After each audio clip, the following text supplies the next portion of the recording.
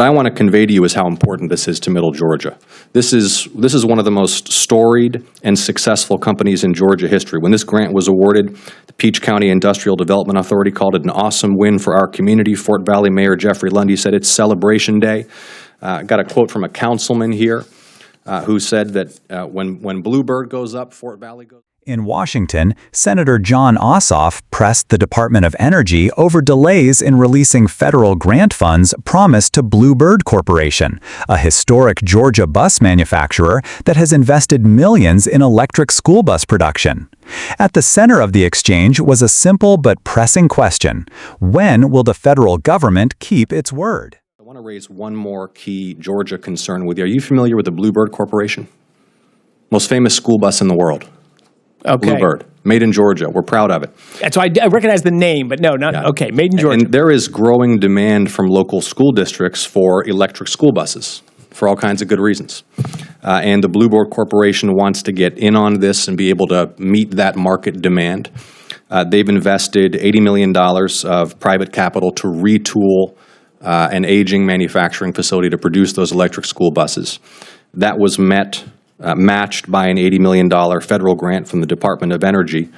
And similarly, and again, I frankly don't have time, with all due respect, for the big picture on what you're doing and why you're doing it. I sort of understand the talking points on that.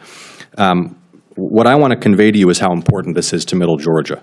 This is one of the most storied and successful companies in Georgia history. When this grant was awarded, the Peach County Industrial Development Authority called it an awesome win for our community. Fort Valley Mayor Jeffrey Lundy said it's celebration day.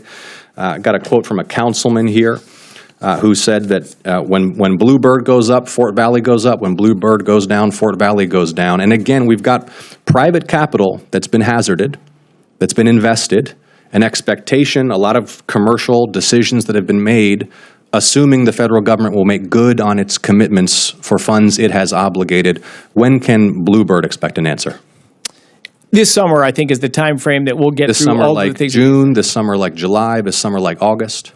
I can't get you that date right now, but it'll be done this summer. And you understand, Mr. Secretary, the cost of prolonged uncertainty, especially for these private companies, yes? I do, and if you reviewed the portfolio of things I've looked at that don't check the boxes you talked about, you'd understand why I can't just send out hundreds of millions of dollars of taxpayer money to bridges to nowhere. I'm asking you to make good on obligations that have already been made to the state of Georgia. We'll follow up on this directly as well. Thank you so much.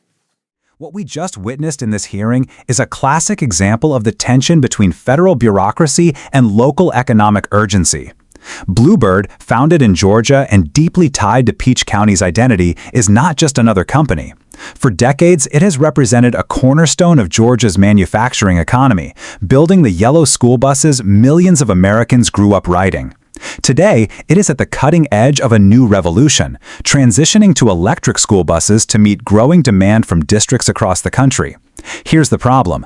Bluebird put $80 million of its own capital on the line to modernize its facility. That investment wasn't blind risk. It was made with the expectation that the federal government would stand by its promise of an $80 million matching grant from the Department of Energy.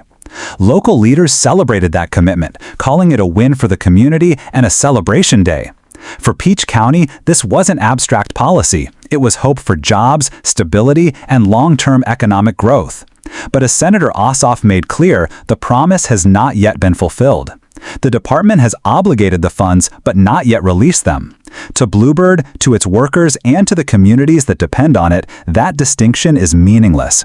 Delays breed uncertainty.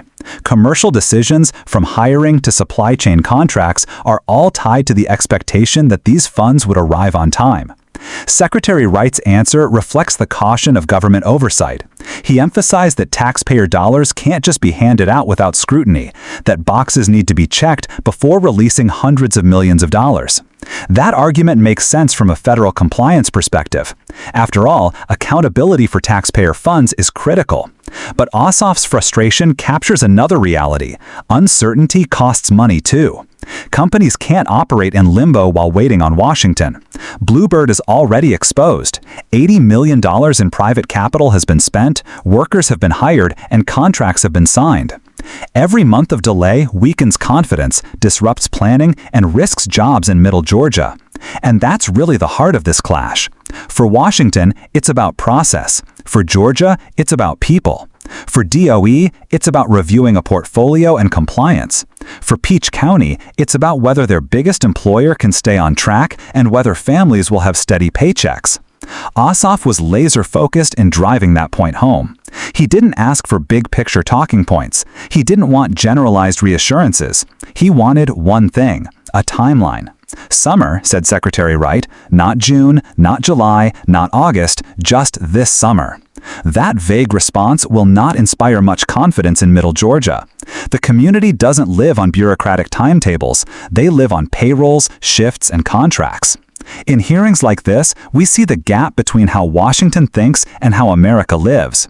The lesson here is simple. When government obligates funds, it must also deliver on time. The credibility of federal commitments matters, not only to companies like Bluebird, but to every community that depends on them.